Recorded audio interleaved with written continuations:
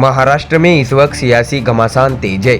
ऐसे में अब उद्धव ठाकरे ने महायुति सरकार पर निशाना साधना शुरू किया है। क्या कहा है उन्होंने, आइए जानते हैं विस्तार से। बीजेपी पर निशाना साधते हुए उद्धव ठाकरे ने नागपुर में कहा है कि हमने लोकसभा जीत ली है, अब हमें विधानसभा जीतनी है। महायुति गठबंधन सत्ता चाहते हैं, भले ही लोग मरे या जिए।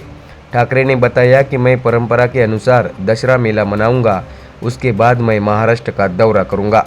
उन्होंने ये भी कहा है कि मीडिया को काम करने दीजिए। अपने रैली में उद्धव ठाकरे ने कहा है कि कई वर्षों के बाद मैं नागपुर आया हूँ। उद्धव ठाकरे ने कहा है कि मुझे आज छत्रपति शिवाजी महाराज की प्रतिमा का अनावरण करने के लिए आमंत्रित किए जाने पर गर्व है। इसके साथ ही उन्होंने लाडली बहन योजना पर भी बीजेपी की आलोचना की है।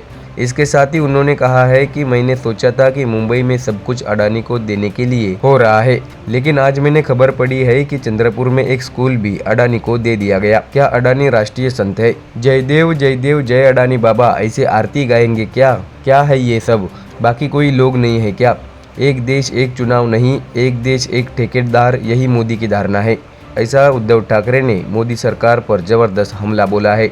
उन्होंने बीजेपी पर निशाना साधते हुए कहा है कि जब आप भाई भतीजावाद के लिए हमारी आलोचना करते हैं तो मैं आपको बताना चाहता हूं कि मैं एक पारिवारिक व्यक्ति हूं, इसलिए कोरोना के दौरान मेरे परिवार के लिए जिम्मेदारी योजना लेकर आया, क्योंकि मुझे अपने परिवार का ख्याल रखना है। मेरा परिवार मेरे सामने बैठा है, ऐसा उद्धव ठाकरे ने कहा है। उन्होंने आगे बताया कि मैंने घोषणा की कि मेरा परिवार मेरी जिम्मेदारी है, क्योंकि महाराष्ट्र ही मेरा परिवार है। मोदी इधर उधर घूम रहे थे, उनका परिवार कहाँ है? छत्रपति शिवाजी महाराज को नज़रबंद होकर आगरा जाना पड़ा, वजह थे मिर्जा राजे जयसिंह। हालांकि शिवराय औरंगजेब के सामने कभी नहीं झुके, क्या हम इस अब्दाली के सामने झुकेंगे? ऐसा सवाल भी उद्धव ठाकरे ने पूछा।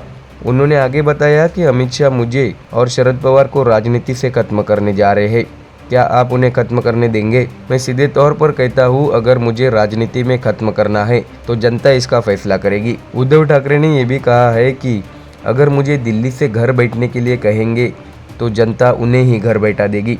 इसके साथ ही उन्होंने राज्य सरकार पर निशाना साधते हुए कहा कि महिलाएं कहती है कि गद्दारों को 50 खोखा और हमें 1500 रुपये।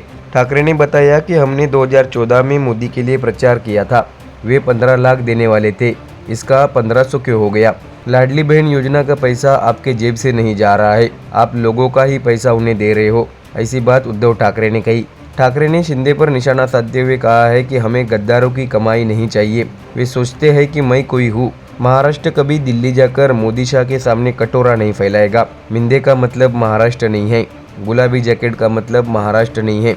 महाराष्ट्र की जनता मेरे सामने बैठी है, ऐसी बात भी उद्धव ठाकरे ने अपने नागपुर के रैली में कही है।